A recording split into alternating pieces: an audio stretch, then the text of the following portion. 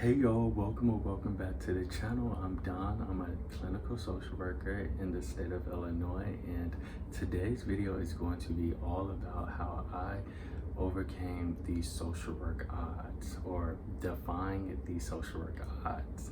I wanted to make this video because I don't think that there's a lot of discussion about the adversities of social work and successfully navigating them.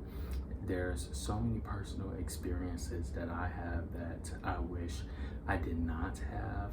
And when I say personal, I really mean professional and educational experiences that I just should not have had. But nonetheless, I was able to successfully navigate them.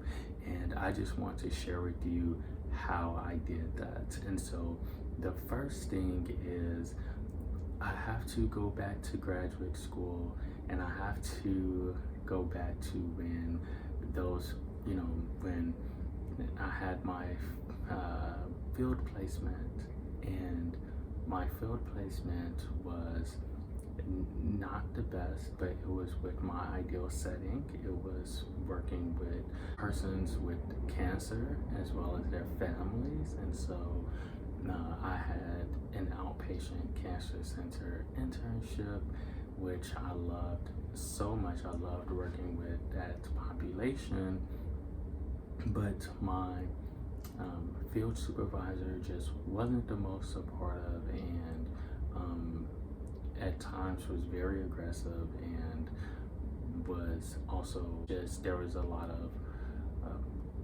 covert racism and implicit bias at minimum.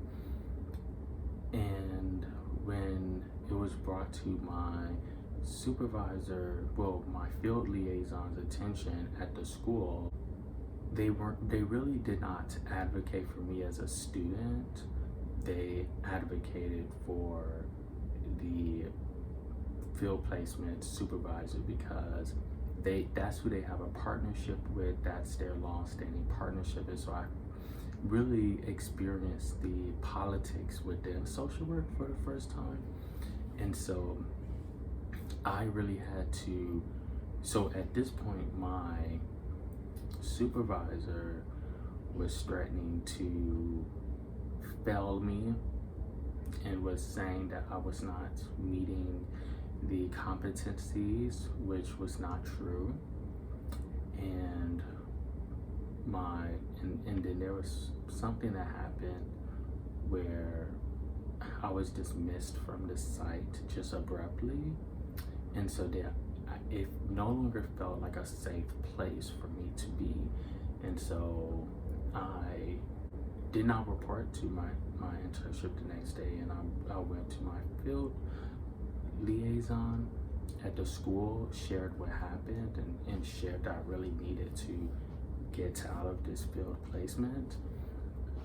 Well, she did not help with that.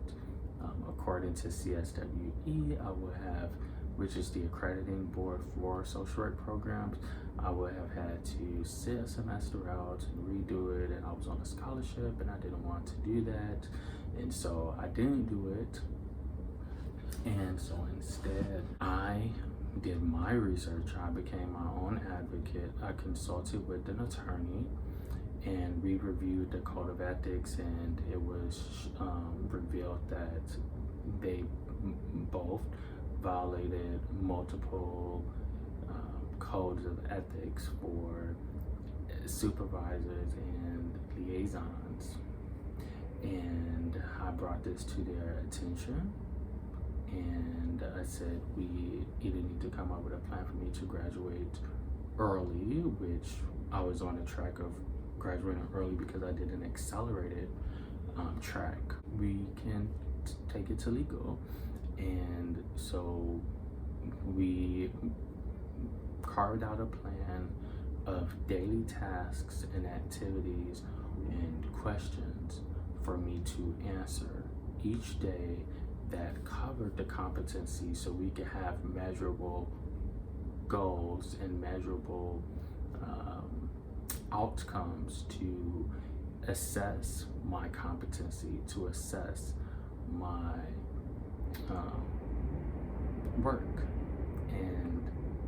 So we did that, and I worked. A lot of people say they kept their head down. I kept my head up. I worked with my head up, and I studied, and I showed up, and I excelled, and I graduated with distinction. And so that was like the first major thing, and that was really challenging because when I applied for jobs, I could not use her as a reference.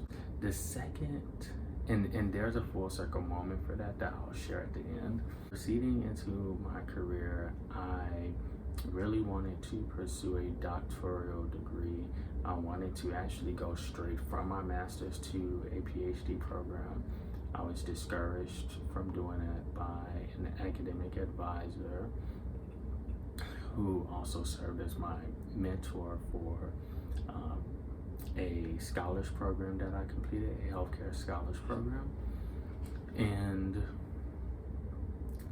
this person was supposed to be my mentor and was supposed to provide guidance, but what I found was that they really was silent.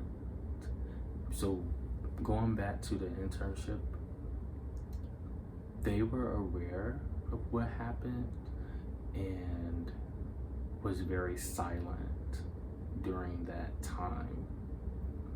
And their silence communicated everything that I needed to know. And I thought that was so sad because this scholars program, the healthcare scholars program I was in, I had a thesis project to complete at my internship site. So they were in communication because they had to approve the site, and we're reporting to them each week because there was a class component. And she did not help me. She was silent. She was silent. She also discouraged me from pursuing a doctoral degree. And that's another video for another time. What I would say is that she knew I wanted to teach, and she never talked to me about exploring options of becoming an adjunct faculty member or teaching full-time at a small liberal arts university that only requires a master's and your clinical license. She never talked to me about that. That was disappointing to have experienced from her, because I came to that program in part to study under her and to be mentored by her. But I overcame that because I pushed forward, I got my clinical license, and I started teaching as an adjunct faculty member. And so that is another way in which I overcame the odds. I also overcame the odds because she was another person that was supposed to serve as a strong reference who did not serve as a reference. She didn't serve as a reference at all. This person, I asked for a letter of recommendation to DSW programs, and she was very hesitant, and when she finally agreed to it, I just said, no, thank you. I do not need a letter of recommendation from you. And I was able to secure other letters of recommendations, and which I believe were strong letters of recommendation. She's someone that I should have been able to utilize as a reference, especially when I was applying for teaching positions, because I actually co-taught a class with her, and I cannot use her as a reference. Like, that was no longer a safe space. Not that she ever explicitly said anything bad, but just what she didn't say, what she didn't do, how she didn't show up. The last thing I'll share, because I want to keep this video under 15 minutes is there was a faculty member, an adjunct professor who was an oncology social worker, and this oncology social worker taught one of my classes. I got an A in that class. I also did a summer research project with her at a cancer center. Just did really well. Fast forward, I tried to apply for a fellowship in hospice and oncology, and she was not willing to write a recommendation for me. She did not say why. She did not provide any context. She just said, no, I am unable to do that. Gave her plenty of time. There were never any confrontations or conflicts. I always sat in the front of the class, was always respectful. To my knowledge, I had never done anything wrong to her, yet she was unwilling to write it. Okay, cool. So from there, applied for an oncology social work position back in 2018 or 2019. And she was I thought she was leaving the position, but she wasn't. Another person was. So she was part of that interview. And so long story short, I did not get that position.